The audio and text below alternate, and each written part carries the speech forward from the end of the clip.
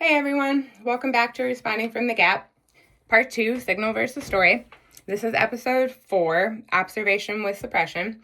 So I've been putting a lot of warnings out the last couple of episodes. Make sure you don't do this and don't do that. One of the biggest mistakes that I made very early on was thinking that awareness meant getting rid of the thoughts and the emotions. I thought that the goal was calm. I thought the goal was silence, peace, and control. Like if I could just stop the thoughts, stop the anxiety, stop the irritation and the fear, then I would just be free. I would just be free from my suffering. And so for years, decades, I tried to manage myself just through suppressing, through quieting. I tried to overpower my reactions, strong arm my emotions, ignore my feelings, push away my faults, my thoughts, and my faults actually, and just try to force myself into some kind of peace. And it'll work for a little bit. It works temporarily if you try hard enough, but it was like I was taking 2 steps forward and then 2 steps back. 2 steps forward, 2 steps back. Suppressing a signal is not the same thing as understanding it. And I want to be very clear here that understanding it does not mean that you need to revisit that trauma.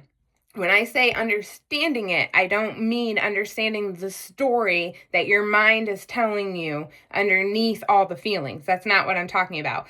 I'm saying understanding the mechanism itself, the sensory input that caused the thought itself, and the way that human beings are emergent systems themselves. And that all that's happening with our thoughts is that something happens in my environment, some kind of signal, and my brain is playing some kind of pattern reaction that whatever was most happening the most for me is what's going to get pulled. So if I had a bad childhood or was constantly being negative or having a victim mentality, then that's where I'll go.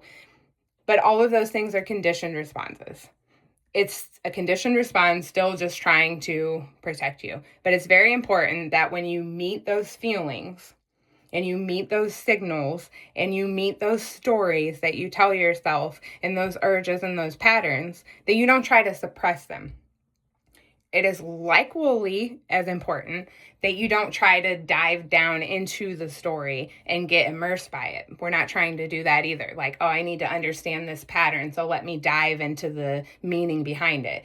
No, we're just trying to sit with the signal. So like, let's say if I had my racing thought from my car analogy when I hit the car door, what I would do in responding from the gap is I would say, okay, when I start to have the bad thoughts forming, systems processing, what's actually happening in my physical reality right now? The signal. My heart was beating fast.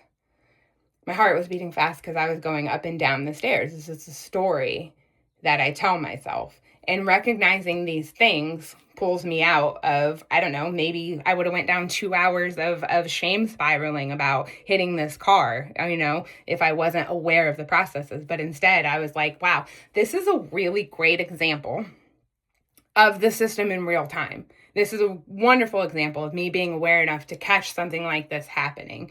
And now I can choose how I react.